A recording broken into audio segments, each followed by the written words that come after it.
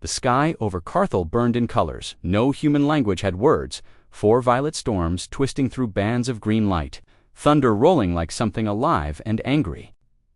Marcus Hale stood at the edge of the landing platform, boots sinking slightly into the living stone beneath him. It pulsed faintly, warm, as if the planet itself had a heartbeat.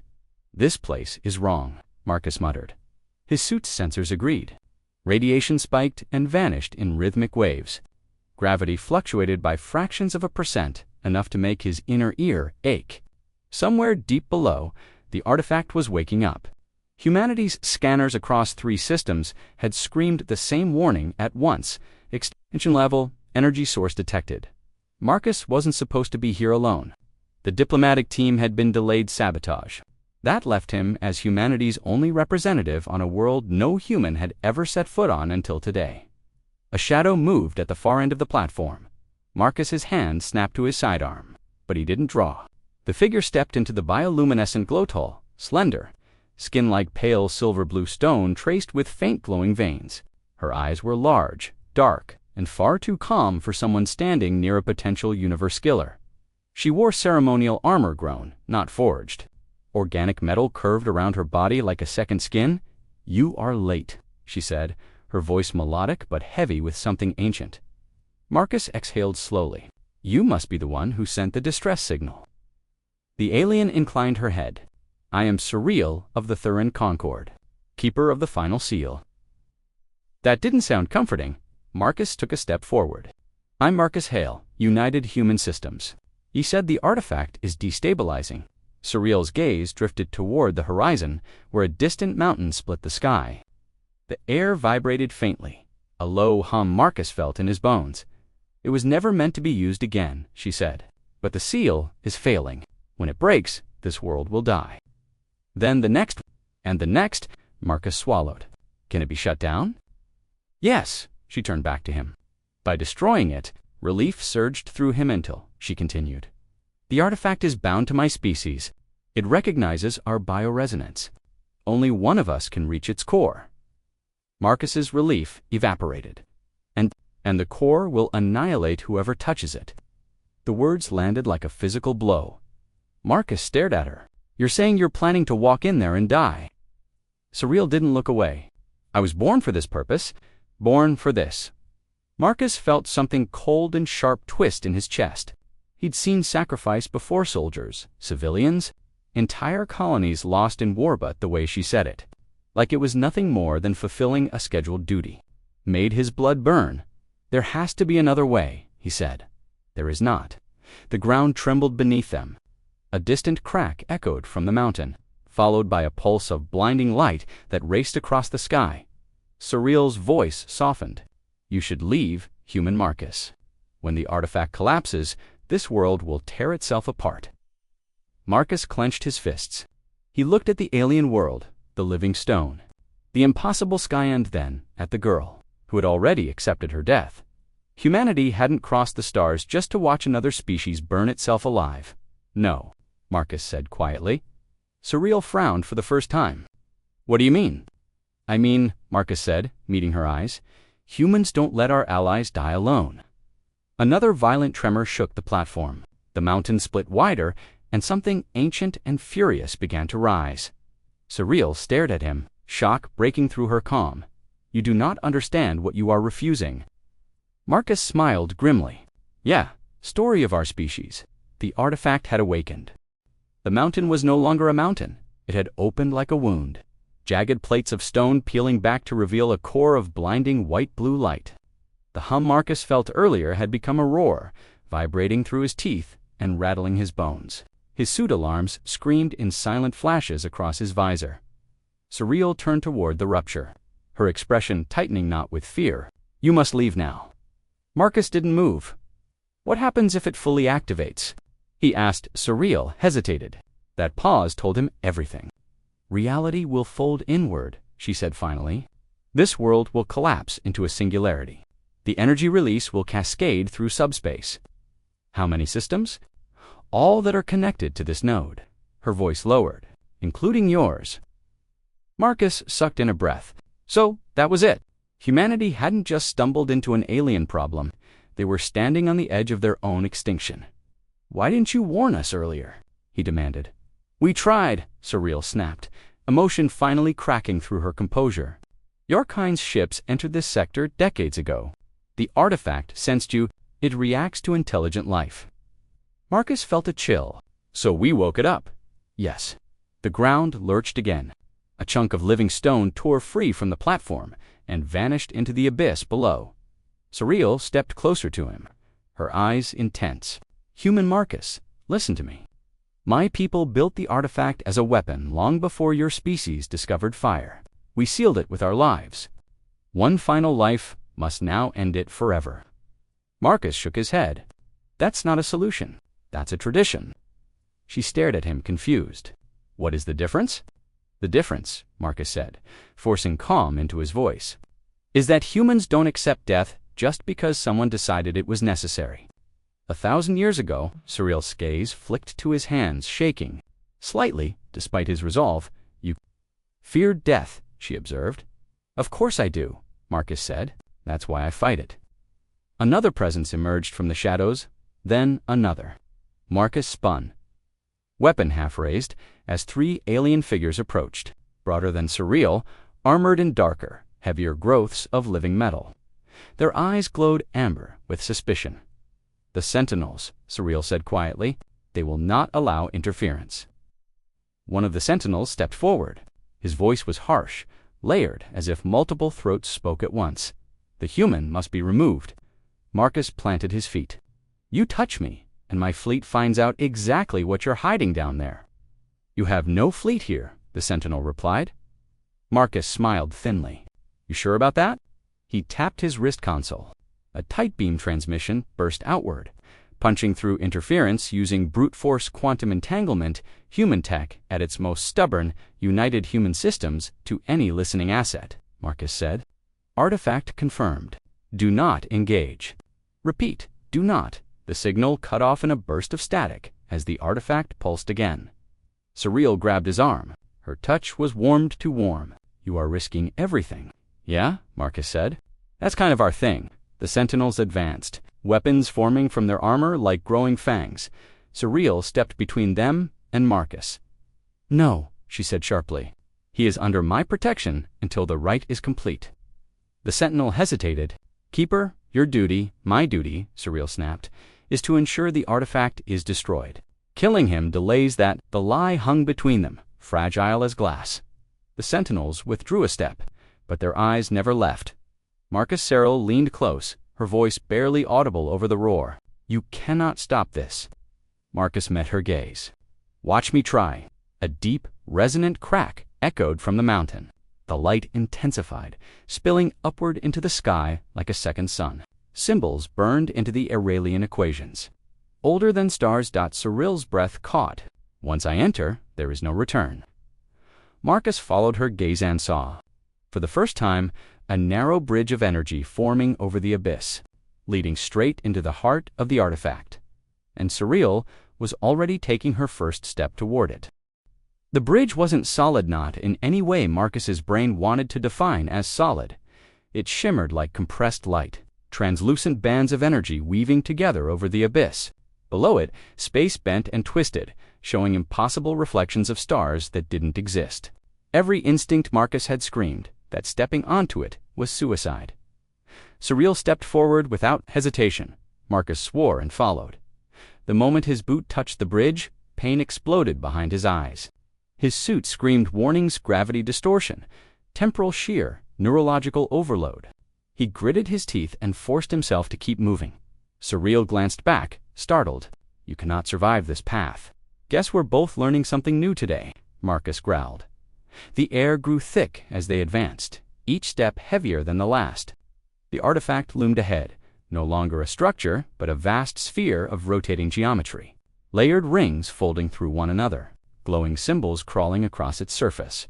Like living things. Marcus felt watched, not by eyes, but by intelligence. "You feel it too," Surreal said softly. "The artifact is aware." "Great," Marcus muttered. "That makes everything better." As they crossed the midpoint of the bridge, the world shifted, the roar faded, the colors dulled. Suddenly, Marcus stood on smooth crystal ground under a pale sky. The artifact was gone. Instead, a city surrounded them. Towering spires of living stone rose into the air, glowing veins pulsing gently. Alien figures walked the streets thereon, dozens of them, laughing, speaking alive. Marcus froze. "This isn't real. It is memory," Surreal said, her voice thick. "The artifact tests those who approach its core."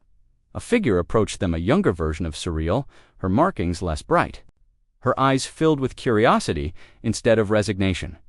"She was you," Marcus said quietly. "Yes." The younger Surreal stopped before an immense chamber. Inside, the artifact rested dormant, sealed, beautiful, and terrible. A Thuran elder placed a hand on her shoulder. "One day, Keeper, you will give everything for this duty." The younger Surreal nodded without question. Marcus felt something twist in his gut. "They raised you to die." Surreal didn't answer. The scene shattered. They were back on the bridge. Marcus stumbled, barely keeping his footing as reality snapped back into place. "That wasn't a test," Marcus said. "That was conditioning." "It is our way," Surreal replied, but her voice lacked conviction. They reached the far end of the bridge and stepped into the inner chamber. The heat hit Marcus like a wall. Energy flowed in visible currents, arcing between massive crystalline pillars grown from the artifact itself. At the center hovered a core of blinding light, its surface rippling like liquid fire. Surreal stopped. "This is where I go alone," she said. Marcus moved beside her. "No!" She turned, eyes flashing. "Human, you do not understand." "I understand enough," Marcus snapped. "Your people built a bomb, then decided the best safety mechanism was ritual suicide." Her jaw tightened. "Without the sacrifice, it cannot be shut down. Then we changed the rules." Before she could respond, the artifact reacted. A wave of force slammed into Marcus, lifting him off his feet and hurling him across the chamber. He hit the crystal floor hard, pain flaring through his ribs. His suit flickered, power dropping fast. A voice filled the chamber, not sound, but pressure inside his skull.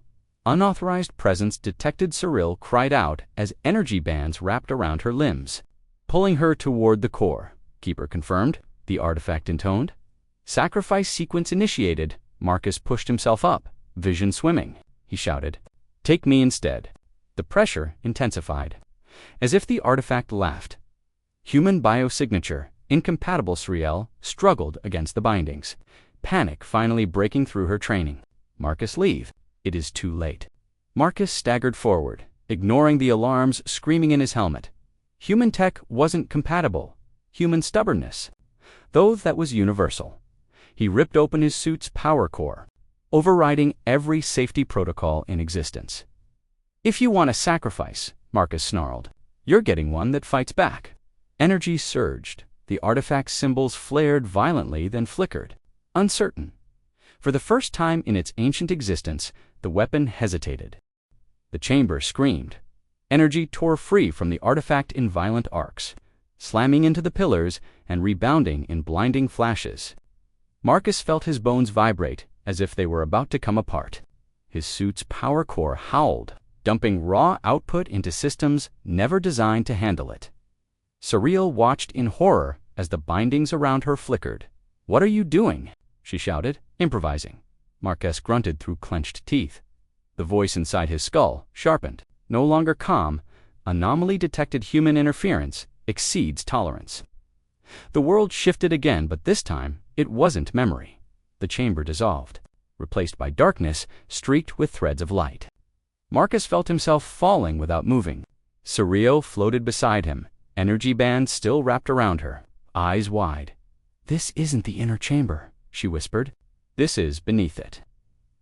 A massive form coalesced before them, not a machine. A lattice of impossible geometry wrapped around a blazing core, cracks running through it, like fractures in reality itself. The artifact's heart. "You were not meant to see this," the voice thundered. Marcus's head pounded. "Funny thing about humans," he shot back. "We're really good at showing up where we're not wanted." Images flooded his mind, warped, fragmented. The Thuran, not as noble guardians, but as conquerors. Fleets burning alien worlds. The artifact unleashed, tearing through civilizations like a god of extinction. Then panic, the Thurin, realizing they had built something that could not be controlled.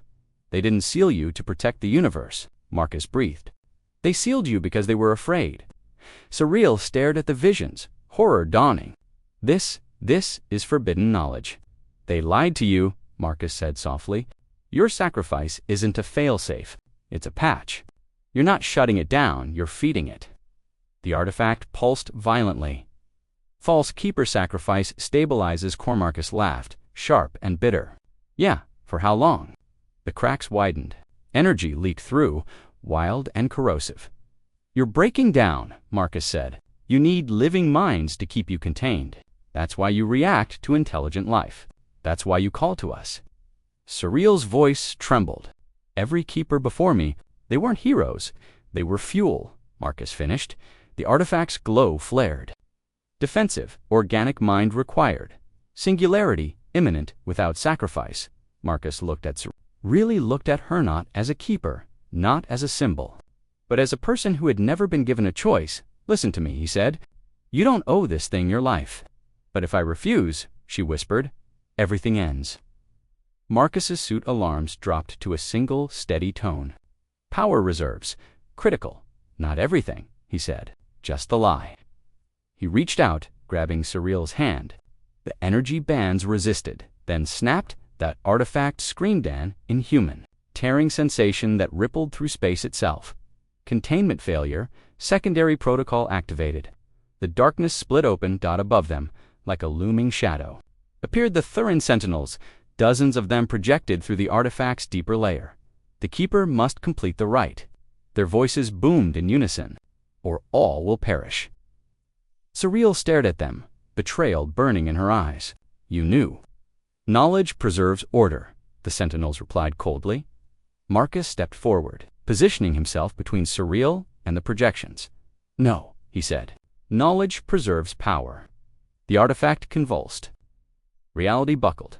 A countdown burned into the Voidalian symbols. Marcus's suit translated with brutal clarity, core collapse. 11 minutesseral S, breath hitched. There is not enough time, Marcus smiled grimly. Then, it's a good thing humans specialize in impossible deadlines. Behind the sentinels, something ancient and furious began to tear itself free from the artifact's heart. The void shook as if struck by a god's hammer. The thing clawing its way out of the artifact's heart was no longer restrained by geometry or logic. It was Vastan intelligence shaped by destruction, fed for millennia by stolen lives. Cracks in reality widened around it. Bleeding raw light and shadow, Surreal fell to her knees. This is the Devourer, she whispered. The end of cycles. Marcus felt very, very small. His suit's power core dipped into the red, then went dark. Systems failed one by one. The only thing still working was life support tand. Even that flickered. Okay, Marcus muttered. So plan A didn't stick. The Sentinel's projections solidified. No longer distant observers, but looming figures of authority. You have doomed us all, they declared. The Keeper's sacrifice would have delayed the collapse for another age. Marcus turned on them, fury burning through his fear. Delayed isn't the same as stopped. It was enough, they replied. Enough for us. Surreal looked up at Marcus, her eyes shining with tears she didn't wipe away. They were right about one thing, she said quietly. I was never meant to live beyond this moment. Marcus crouched beside her. Don't say that. The Devourer cannot be contained now, she continued, voice steady despite her grief. But it can still be starved. Marcus frowned. Starved how? She looked at the growing horror, tearing itself free from the artifact. It feeds on sentient resonance. Thought. Memory. Will a terrible understanding hit him? It needs people, he said. Yes. The countdown burned brighter. Core collapse. 6 minutes. Stood. Shoulders squared. Then I will go to it. I will draw it fully into myself and, when it consumes me, it will have nothing left to anchor it here. Marcus grabbed her arm. That's suicide. She met his gaze, and this time there was no calm acceptance, only sorrow and resolve. This time, it is my choice. Marcus's mind raced, searching for any other answer. None came around them. Reality warped.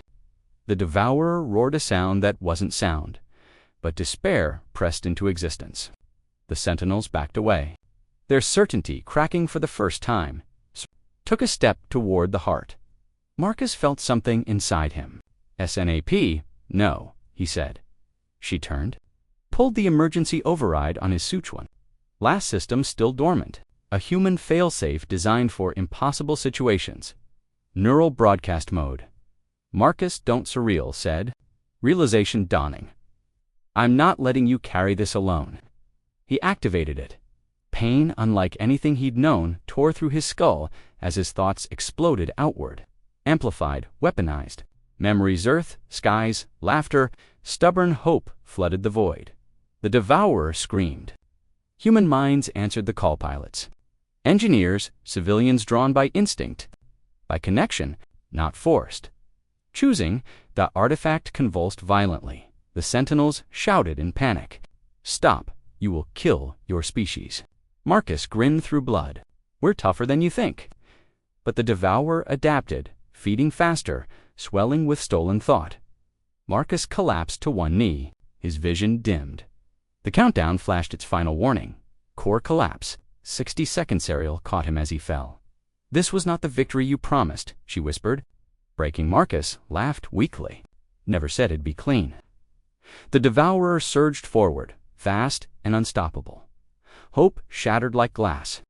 The devourer lunged, space folded around its mass, swallowing light, sound, and thought as it reached for Marcus and Surreal. The pressure crushed down like a collapsing star. Marcus could barely breathe. Surreal braced herself, wings of living. Light flaring from her armor as she stood between Marcus and the oncoming horror. "I will not let it take you," she said. Marcus coughed, forcing himself upright. "Funny," he rasped. "I was about to say the same. The human neural broadcast should have killed him already. By every calculation, Thurin, Sentinel, or otherwise, his mind should have burned out under the load. It hadn't, because he wasn't alone anymore. Voices, human voices, flooded the void. Not screams, not panic. "Hold the line. We're with you. You're not done yet." The devourer recoiled, confused. It had fed on fear, obedience, resignation. This was something else. Surreal felt it too. The crushing weight eased slightly, replaced by a warmth that spread through her chest. She gasped, stunned. "This resonance," she whispered. "It is shared." Marcus nodded. "Yeah, we call it having each other's backs." The sentinels stared in disbelief as the artifact symbols began to rewrite themselves. "Not stabilized change. You cannot rewrite the core," they warned. "It was forged before your species existed." Marcus dragged himself to his feet, blood floating in shimmering droplets around him. "Maybe," he said, "but you forgot something about us." He reached out not to the artifact. But, to say single quotes, real humans didn't dominate minds. They linked them, Sorel Marcus said, voice steady despite the pain. "You don't have to be the keeper anymore. You can be my partner." Her breath hitched. "I do not know how." Marcus smiled. "Neither did we. The first time, he opened the channel fully human, and Thurin minds touching, not consuming, not erasing." Surreal cried out as memories not her own filled Earth's oceans, children's laughter, humans standing against impossible odds and refusing to kneel. And in return, Marcus felt her life's centuries of duty, quiet longing. The ache of a future she was never meant to have. The devourer shrieked, its form destabilizing, feeding source corrupted. The artifact, Stuttered, Surreal's eyes blazed with new understanding. "It cannot consume what is freely given," she said. "Only what is taken." The devourer lashed out, desperate now, tearing chunks of the void away as it tried to separate them. Marcus shouted, "All human units, don't push, hold steady." Across subspace, humanity did something no algorithm had predicted. They stabilized. No panic surges, no fear spikes, just presence. Millions of minds choosing to stand without being consumed. The artifact's countdown froze. The sentinels staggered back as control slipped from their grasp. "This defies the right," they shouted. Surreal turned to them, her voice ringing with authority not given but claimed. Then the right was flawed. She raised her hands, and the Thurin markings along her skin changed, writing themselves in response to the shared resonance. The artifact's core dimmed. The devourer howled as its cracks spread, its stolen power leaking away. For the first time, it was hungry. Marcus felt his strength ebbing fast. "Suriel," he whispered, "if this works, you have to finish it." She nodded, tears streaming freely now. Together, the artifact shuddered one last time as a new symbol burned itself into existence. Hybrid of human mathematics and Thurin resonance. Core state, TRANSITON, Alpha Devourer reeled, on the brink of collapse, and then lunged, focusing all its remaining mass toward one final strike. The Devourer came apart as it attacked. Chunks of fractured reality tore loose from its body, dissolving into nothing as it hurled itself forward in one last furious charge. It wasn't strategy anymore. It was instinct, the thrash of a dying god. Marcus felt the impact before it happened. Time stretched thin. The shared resonance wavered. Across subspace, human minds strained as the pressure spiked beyond anything before. "Marcus," Suriel cried, gripping his hand. He looked at her, and in that moment, just before everything broke, he understood what the artifact had never been able to compute. Strength wasn't control. It was choice. "Hey," he said softly. "Whatever happens, thank you for trusting me." She shook her head fiercely. "We live." The Devourer struck. Instead of resisting, Marcus did the most human thing possible. He let go. He released the broadcast, not cutting humanity off, but opening the channel through himself. He stopped being the anchor and became the bridge. The Devourer plunged into him and found nothing to consume. No fear, no obedience, no singular will to dominate, just millions of human voices saying the same thing, over and over, no. The backlash was catastrophic. Energy ripped outward, slamming into the artifact's core. The hybrid symbol blazed, locking into place, as human mathematics resolved the final equation Thurin science never could non-zero. Some resonance. The Devourer screamed as its structure unraveled. Starved by shared defiance, Suriel felt Marcus slip from her grasp. "Marcus!" She screamed. She caught him as the Devourer collapsed inward, folding into itself like a dying star. The artifact convulsed, then fell silent. The void snapped back into reality. They lay on the crystal floor of the inner chamber, the core now a dim, inert sphere hanging motionless above them. Silence.sa. Single quotes. Real pressed her ear to Marcus's chest. "Nothing." Double quotes. "No," she whispered, hands trembling as she tried to will him back. "No, no, no." Then a cough. Marcus sucked in a ragged breath, eyes fluttering open. "Wow," he croaked. That sucked, surreal, laughter, broken, hysterical sound, and pulled him into a fierce embrace. "You are alive," she breathed. Marcus managed, grinning weakly. She hit his chest gently, then harder for resting her forehead against his. "You are impossible." Around them, the sentinels knelt, their armor dimmed, authority stripped away. "The artifact is inert," one said quietly. "The Devourer is gone." Marcus exhaled slowly. "Good, because I'm fresh out of miracles." Suriel stood, helping him up. She faced the sentinels, her voice calm but unyielding. "The Keeper's line ends today," she declared. "No more sacrifices, no more lies." The sentinels bowed not in command, but in acknowledgement. Above them, the artifact cracked once, cleanly, and collapsed into harmless fragments of light. Across subspace, human minds withdrew. Exhausted but alive, humanity had not conquered. They had refused to be consumed. Suriel looked at Marcus, eyes bright with something new. "What happens now?" "Human." Marcus smiled, staring at the quiet core.